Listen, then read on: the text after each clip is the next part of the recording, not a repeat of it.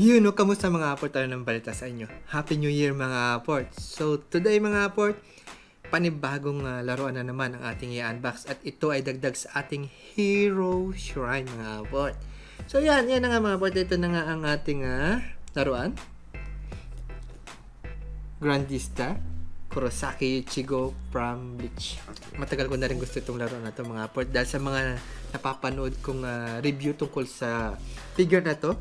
Napakaganda daw ng details ito and yung height at yung bigat niya talaga naman daw solid, pero base pa lang sa kahon mga aport, talaga masasabi ko ang bigat na niya mga aport So ayan, tignan na natin tong figure na ito mga aport. Let's go. So yun, first things first, tignan muna natin ang kanyang box mga aport. So yan ang kanyang harapan. Kung makikita mo, masasabi mo talagang Grandista talaga tong figure na to. Ano, may mga iconic look niyan mga aport. Yung front side ni Kurosaki Ichigo. At yung sa mga gilid pa niya, makikita pa natin yung mga iba't ibang angle ni Ichigo. Na talaga namang itsura pa lang nakaka-excite ng buksan. At buksan na natin to mga aport. Tayo ng gunting. Silyado pa siya. Bam.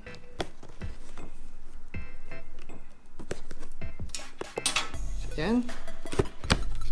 Bang. Sealed mga port. Wow. Tingnan naman. Safe na safe ang pagkaka-packaging niya. Kasama na yung BB niya, mga port. O yung brown box. Ibasa natin siya. So yan mga aport. Wala na. Ito ang kanyang espada. Separate siya sa figure. Espada pala mga aport. Tignan nyo naman. Ang laki. Napakalaking espada ni Ichigo. Yan pa yung chain. Labas na natin yung figure. So, yan. Yan ang kanyang upper torso, lower body, at yung stand. Separate sila ng lahat at talaga namang safe na safe, which is good sign. Wala naman ako nakikitang damage. So, alam naman natin na ang Grandista mga aport ay kilala sa size ng kanilang mga figure. At sa tingin ko, sa laruan na to, mukhang hindi tayo madidisappoint mga aport. Ganyan naman. Half body pa lang yan. Ang laki-laki na. Buksan na natin to. So, labas na natin to kanyang upper torso.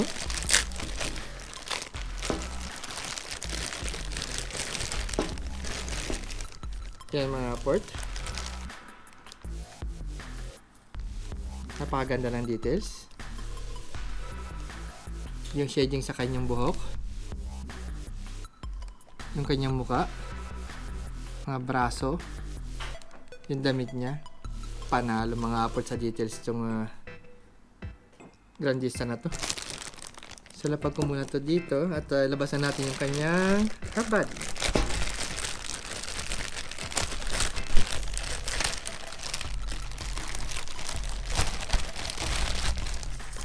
So yan, yung kanyang half body. Napakabigat nga ng figure na to mga aport. Solid na solid.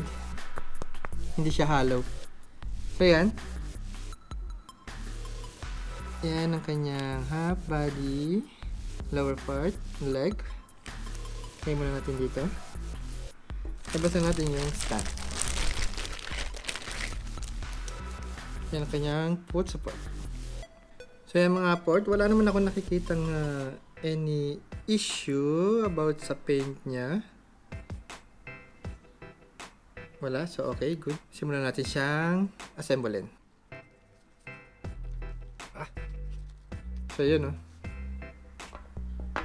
Tapos, tiyating makakatayo siya ng mag-isa. Walang foot support. Okay naman siya mga port. Nakakatayo naman siya ng walang foot support. So, mamaya na natin to ikakabit. And, yung kanyang sword mga port. Buksan na natin. Labasan natin yung kanyang sword. So, ito na ang kanyang sword mga port. Napakalaki. Ayan, oh. Parang kutsilyo na namin ito sa kitchen, eh. And yung meron siyang kasamang yung pinaka-chain.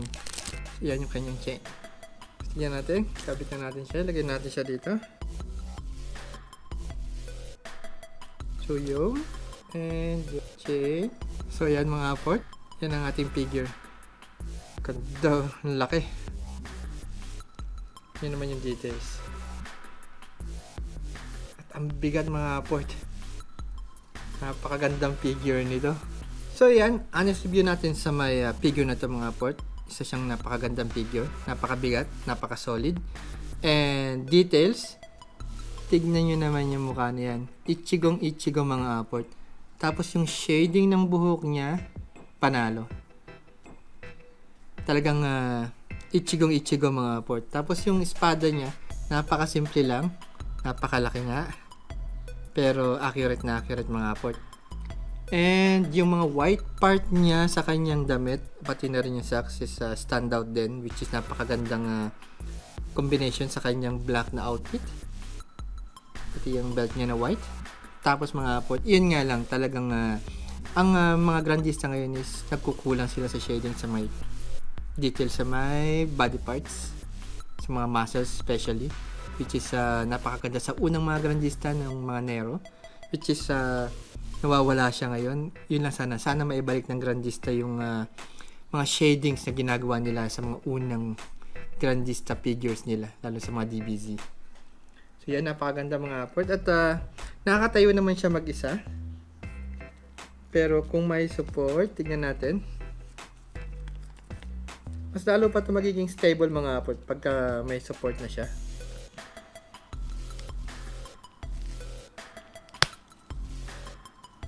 So yan.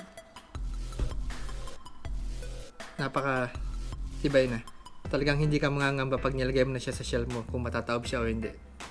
Napaka-solid ng tayo niya mga port. Hindi ka nakakabaka ngayon yan. So kung ikaw ay fan ng Bleach, fan ni Kurosaki Ichigo, o meron ka lang naman na Bida Shrine, isa ito sa mga figure na dapat meron ka mga port. Hindi mo pagsisisihan ng pagkuha sa figure na ito. Sa presyo niya, hindi siya ganun kataas. Tama lang, mababa pa nga kung minsan. Depende na rin minsan sa seller yan. Kaya dapat meron ka ng figure na to, sigurado. Hindi ka magsisisi. At kung mahilig ka rin sa mga malalaking figures na talaga naman nag-stand out sa iyong shelves, ito na yun mga port. Isa to sa mga dapat meron ka talaga. At ang product nga na ito ay Bleach Grandista Kurosaki Ichigo. Release date niya is nung November 20, 2025. Manufactured by Banpresto. Product line syempre Grandista. Ang size niya mga port ay 32 cm.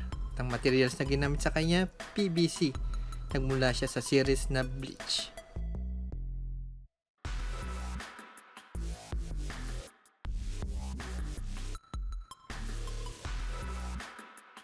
At iyan na nga mga port ang unboxing at review natin sa figure na ito mga port. So kung bago ka sa channel ko, please huwag mong kalimutan click ang subscribe button, click mo na rin ng like. Pwede ka na rin mag-leave ng comment mga port, sabi mo kung may gusto kang figure na gusto nating i-unbox, kung kaya ng bulsa natin, bakit hindi mga port.